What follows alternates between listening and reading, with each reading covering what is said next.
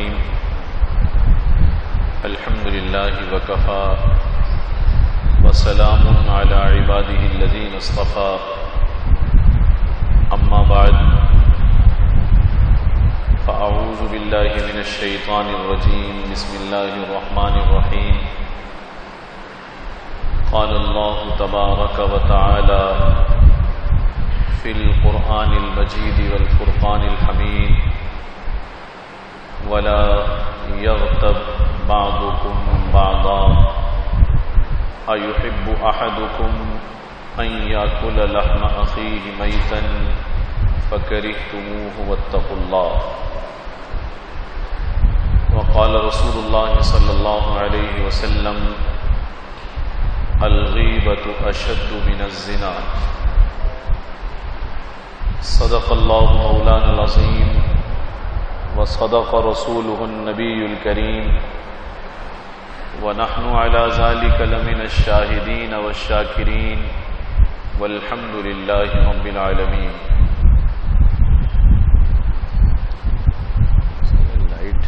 Light بند کروا دیں. Light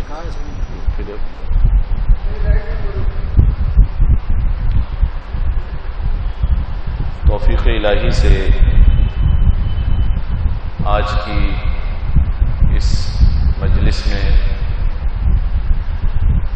قرآن مجید فرقان حمید کی ایک آیت مبارکہ تلاوت کی گئی ہے اور حضور سرور کونین سرکار دو عالم صلی اللہ علیہ وسلم کی ایک حدیث مبارکہ پیش کی گئی ہے.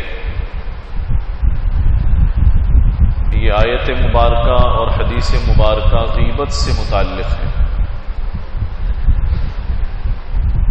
قرآن مجید میں اللہ رب العزت نے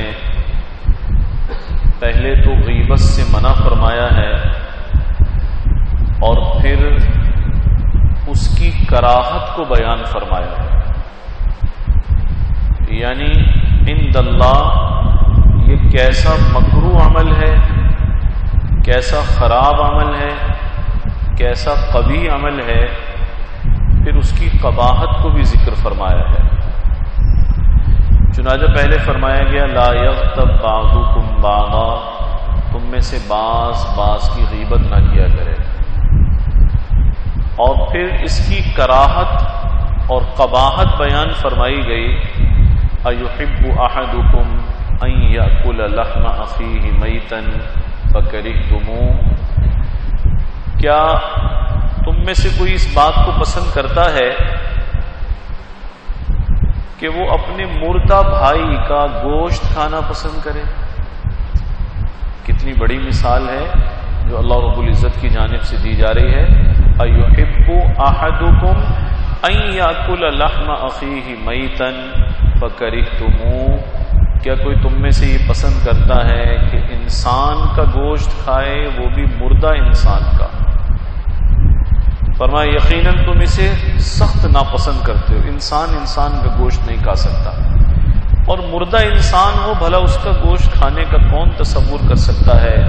تو فرمایا تم اسے ناپسند کرتے ہو. اللہ غیبت کو اس سے زیادہ ناپسند فرماتے ہیں.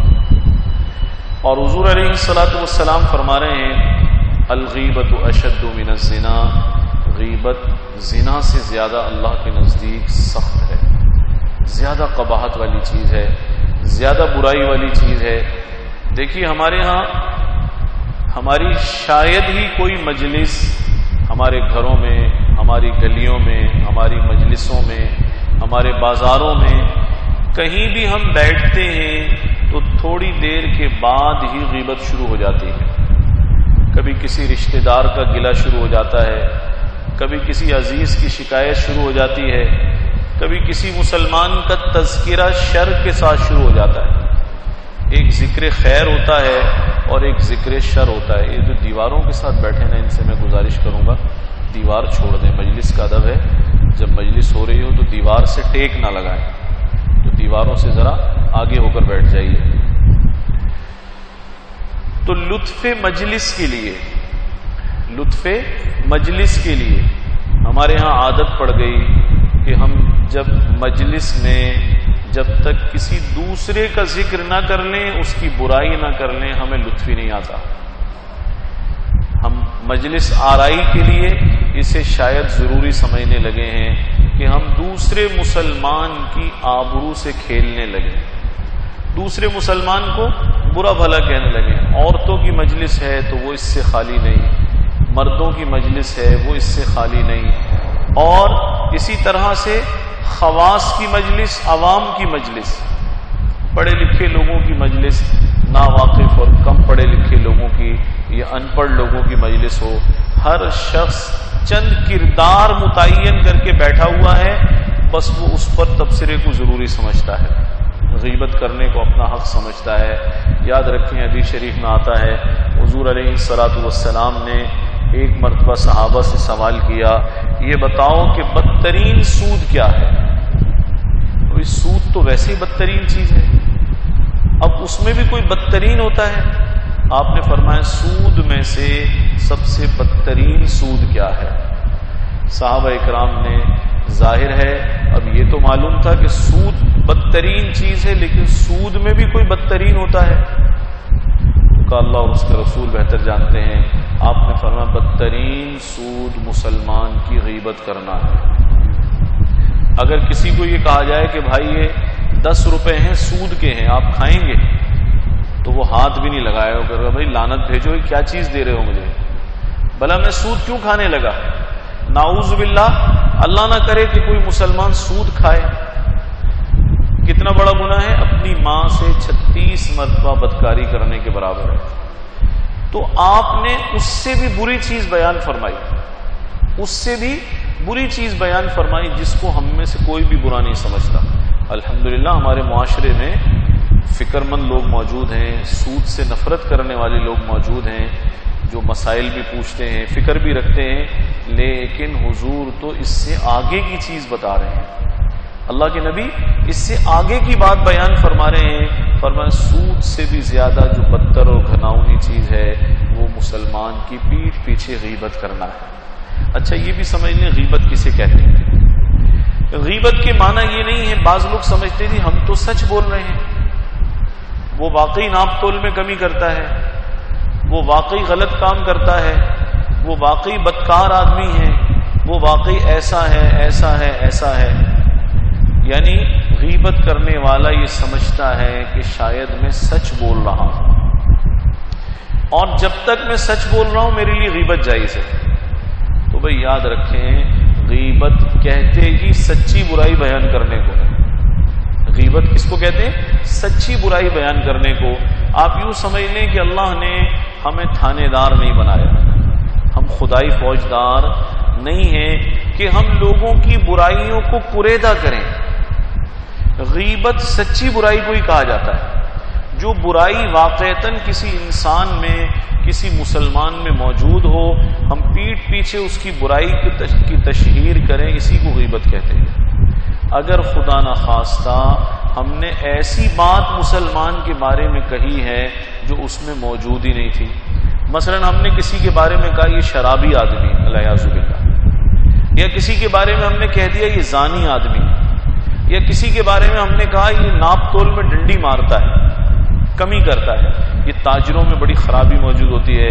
ایک تاجر ترقی کر گیا, اب دوسرے تاجر حسد میں کہتے ہیں کہ 2 نمبر کام کرتے ہیں. ارے بھائی تمہیں کیا پتہ یہ 2 کرتا ہے یا 3 کرتا ہے یا 1 نمبر کرتا ہے. روزی اللہ کی طرف سے ہے اور حساب ہمارے ذمے نہیں ہے, حساب ہمارے ذمے نہیں.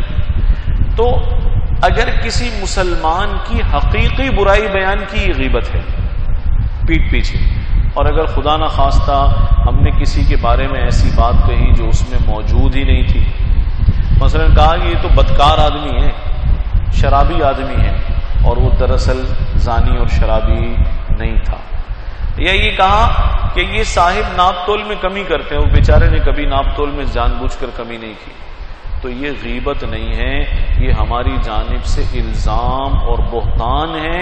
اور قرآن مجید سے معلوم ہوتا ہے کہ بہتان کسی پر لگانا یہ تو گناہوں میں شرک کے بعد بدترین گناہ ہے. اور اللہ معاف فرمائے, ہمیں شاید عادت پڑ گئی ہے, ہم جس کی چاہتے ہیں آبرو سے کھیلتے ہیں, جس کو چاہتے ہیں 2 نمبر کہہ دیتے ہیں, جس کو چاہتے ہیں گالی دے دیتے ہیں, جس کے مال پر چاہتے ہیں اعتراض کر دیتے ہیں، جس کے بارے میں جو بات چاہتے ہیں ہم کہہ دیتے ہیں۔ حالانکہ احادیث مبارکہ سے پتہ چلتا ہے، حضور علیہ الصلوۃ والسلام نے فرمایا اگر کسی مسلمان نے کسی پر بہتان باندھا، یعنی بدکار نہیں تھا اسے بدکار کہا، زانی نہیں تھا زانی کہا، شرابی نہیں تھا شرابی کہا، یا کوئی اور الزام اس پر دھر دیا اور اس کے بارے میں ثبوت موجود نہیں تھا، گواہ موجود نہیں تھے، تو قیامت کے دن اس کی ساری نیکیاں اور برائیاں سب کا حساب روک دیا جائے گا، اور اس ہولناک دن میں اللہ رب العزت اس سے فرمائیں گے یہ جو مسلمان پر تم نے بہتان باندھا تھا، تہمت لگائی تھی، الزام دھرا تھا، 4 گواہ میدان محشر میں سے لے آؤ۔ کوئی لا سکے گا اس دن گواہ؟ قرآن مجید تو یہ کہتا ہے یوم یفر المرء من اخیہ وامہ وابیہ وصاحبتہ وبنیہ لکل امرئ منہم یومئذ شأن یغنیہ۔ وہ دن تو بڑا سخت دن ہے، اس دن تو اولاد والدین سے بھاگے گی، والدین اولاد کو دیکھ کر بھاگیں گے، بیوی شوہر کو پہچاننے سے انکار کرے گی، شوہر بیوی کو پہچاننے سے انکار کرے گا۔ لِكُلِّ امْرِئٍ مِّنْهُمْ يَوْمَئِذٍ شَأْنٌ يُغْنِيهِ۔ اللہ فرما رہے ارے تمہیں کیا پتا، اس دن ہر ایک کی اپنی حالت ہوگی، ہر ایک اپنی پریشانی میں ہوگا۔ تو غیبت کہتے ہی اسے ہیں کہ اس میں کوئی برائی ہے اور ہم اس کی برائی بیان کریں۔ ہم جیسے پیٹھ پیچھے کسی پر ہنسیں، ہم کہیں یار اس کی ناک دیکھیے کیسی ہے، ارے بھائی ناک اس نے خود تو نہیں بنائی، اللہ نے بنائی ہے۔ اب وہ بیچارہ سنے تو اسے برا لگے گا نا کہ میرے چہرے کا مذاق بنایا، یا کسی انسان نے کبھی کوئی غلطی کی تھی، گناہ کیا تھا، ہم لوگوں میں اس کے گناہ کو بیان کر رہے ہیں۔ یاد رکھیں مسلمان کے عیب کا پردہ رکھنا واجب ہے، اور بغیر دلیل کے کسی مسلمان کو غلط سمجھنا حرام ہے، بغیر دلیل کے کسی مسلمان کو غلط سمجھنا حرام ہے۔ حضرت تھانوی رحمۃ اللہ علیہ فرمایا کرتے تھے، حدیث مبارکہ کی روشنی فرماتے تھے اگر دلیل بھی ہو کہ یہ واقعی زانی ہے، واقعی شرابی ہے، واقعی برا ہے، تو فرمایا پھر بھی اس کا پردہ کھولنے کی اجازت نہیں ہے۔ ہم نے نہ ہمارا بندہ ہے، نہ ہم اسے روزی دیتے ہیں، نہ اس نے ہمیں حساب دینا ہے۔ فرمایا حضرت پھر کیا کرنا چاہیے؟ حضرت فرمایا کرتے تھے تم اگر اس کے لیے کچھ بہتر کر سکتے ہو تو دعا کر دیا کرو، اگر اس سے مخلص ہو تو کیا کر دیا کرو، اس کے لیے دعا کر دیا، یا اللہ میرے اس بھائی کو شراب سے ہدایت دے دے، زنا سے ہدایت دے دے، یا اللہ اس کو فلاں برائی سے ہدایت دے دے۔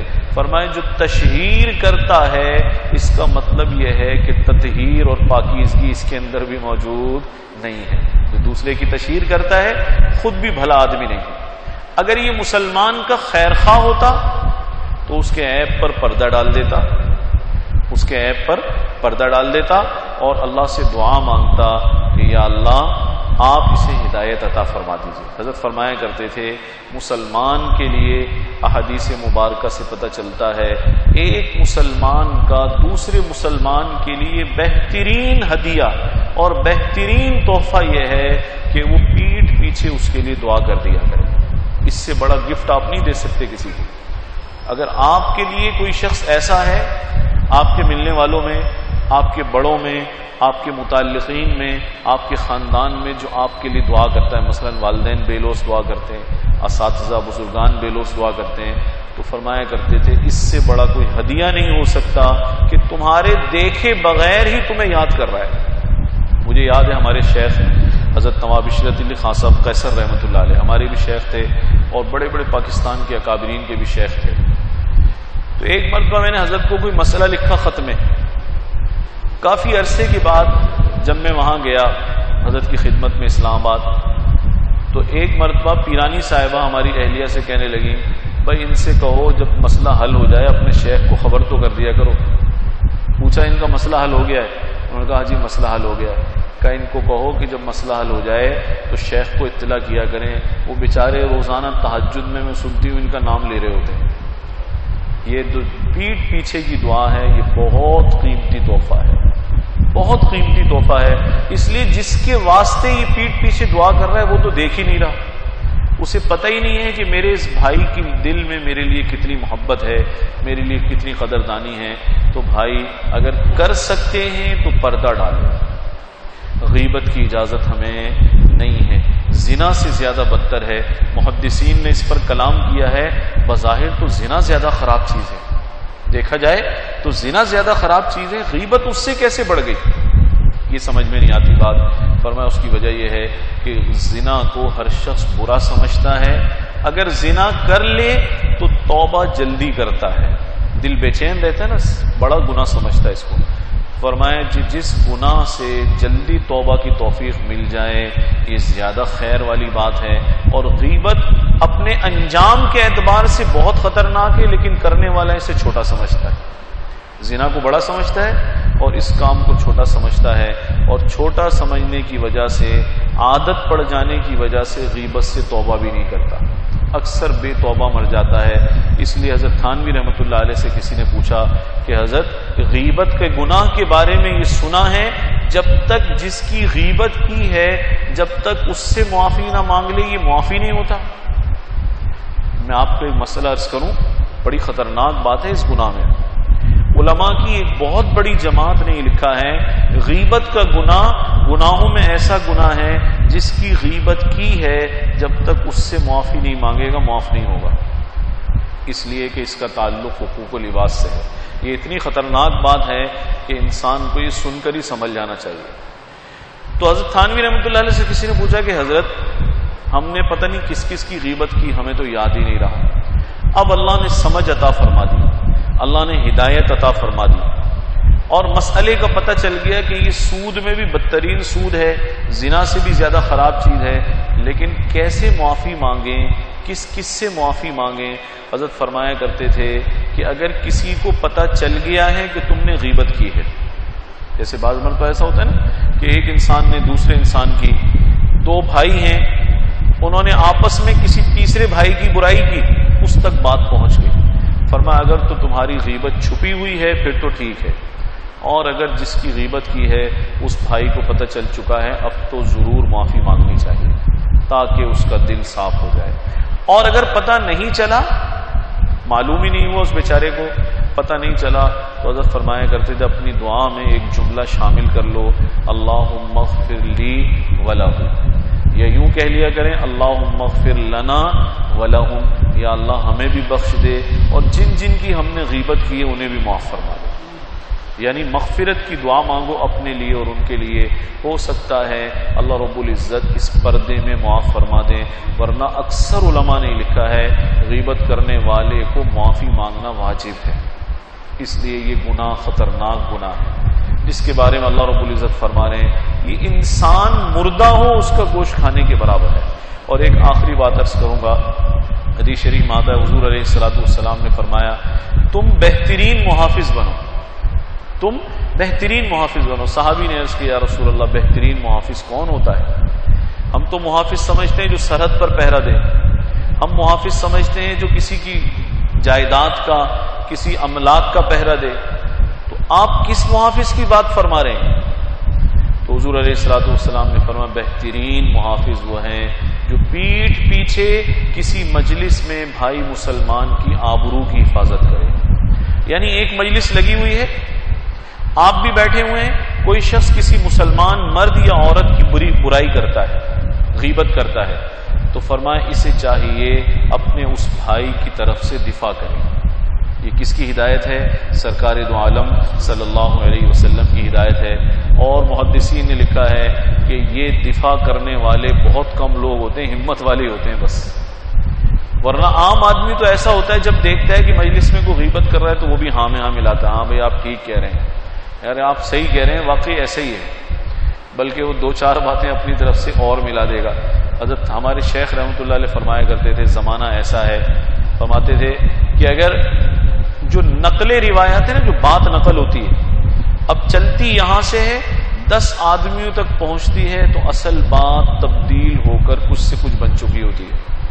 فرمایا اگر ایک شخص اس زمانے میں سینما، شریف آدمی سینما جانے سے بھی ڈرتا تھا اس دور میں، آج سے 30-35 سال پرانی بات عرض کر رہا ہوں، تو فرمایا اگر کوئی یہ کہے کسی کے بارے میں کہ جی فلاں صاحب سینما کے باہر ملے تھے مجھے، فرمایا اس نے تو کہا سینما کے باہر ملے تھے، 2 آدمی اور سنیں گے نا تو وہ تیسرا کہے گا ٹکٹ خریدتے تو میں نے بھی دیکھا تھا۔ اور فرمایا کرتے تھے کہ آج کل بات نقل کرنے میں جھوٹ اتنا عام ہو چکا ہے، اتنا عام ہو چکا ہے، حتیٰ کہ برابر والی سیٹ پر فلم دیکھتے ہوئے بھی گواہ آ جائے گا، حالانکہ اس غریب نے قدم بھی نہیں رکھا ہوگا، لیکن ایسا گواہ بھی ہمارے شیخ فرماتے تھے نکل آئے گا انشاءاللہ، جو کہے گا دیکھی بھی میرے ساتھ ہی تھی بالکل۔ تو بھائی ان باتوں کا کوئی اعتبار نہیں ہے۔ اللہ کے نبی کی اس سنت کو اختیار فرمائے کہ آپ بہترین محافظ بنیں، اور بہترین محافظ کی تعریف حضور نے کیا فرمائی؟ کسی مسلمان کو کسی مجلس میں بے آبرو کیا جا رہا ہو، اس کی غیبت کی جا رہی ہو، پیٹھ پیچھے اسے برا کہا جا رہا ہو، تو تم اسے روک دو یا حکمت عملی سے بات کا رخ موڑ دو، حکمت عملی سے بات کا رخ موڑ دو۔ اور فرمایا اگر یہ بھی نہ کر سکو تو اپنے کانوں کو غیبت کے سننے سے تو بچا لو، جیسے اس کا کرنا حرام ہے ایسے ہی غیبت کا سننا بھی حرام ہے۔ یعنی یہ صرف کرنے والے کی طرف سے گناہ نہیں ہے، اگر کانوں میں یہ بات جا رہی ہے تو اس کے سننے پر بھی حرام ہونے کا گناہ ہے۔ تو یا تو محافظ بن جائے، بات کو بدل دے، طاقت دی ہے تو دفاع کرے کہ بھئی آپ ایسی بات نہ کریں، مسلمان کی پیٹھ پیچھے اس کی برائی نہیں کرنی چاہیے، یا پھر بات تبدیل کر دے حکمت عملی سے، یا تیسری صورت یہ ہے اگر اتنی بھی طاقت نہیں رکھتا تو پھر اس مجلس سے اٹھ جائے، اپنے کانوں میں اس گندگی کو نہ داخل ہونے دے۔ یہ مسلمان کی آبرو کا مسئلہ ہے۔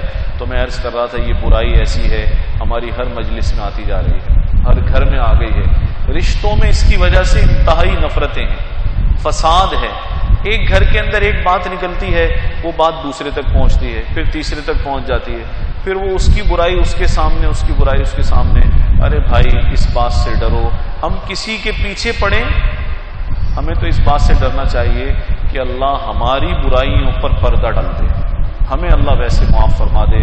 تو یہ وہ گناہ ہے جس گناہ کو اللہ نے ذکر بھی فرمایا ہے اور اس کی کراہت بھی ایسے بیان فرمائی ہے، کسی گناہ کی کراہت ایسے بیان نہیں فرمائی۔ کیا فرمایا؟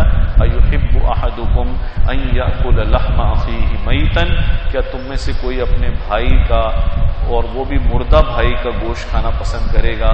فرمانے فَكَرِهْتُمُوهُ، کبھی بھی پسند نہیں کرو گے، سخت تمہیں ناپسند ہوگی یہ بات، تو پھر غیبت کرنا کیسے پسند کرتے ہو؟ اس لیے بھئی یہ گناہ ہے، بڑی ہمت والا شخص ہوگا جو اس دور میں غیبت سے بچے گا۔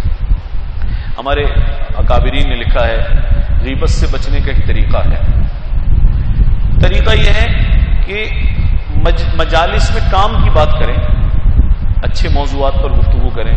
ضروری تو نہیں ہے کہ مجلس میں جب ہی مزہ آئے گا جب کسی کی ٹانگ پکڑیں گے، اور جب تک ٹانگ نہیں پکڑیں گے تو مزہ ہی نہیں آئے گا۔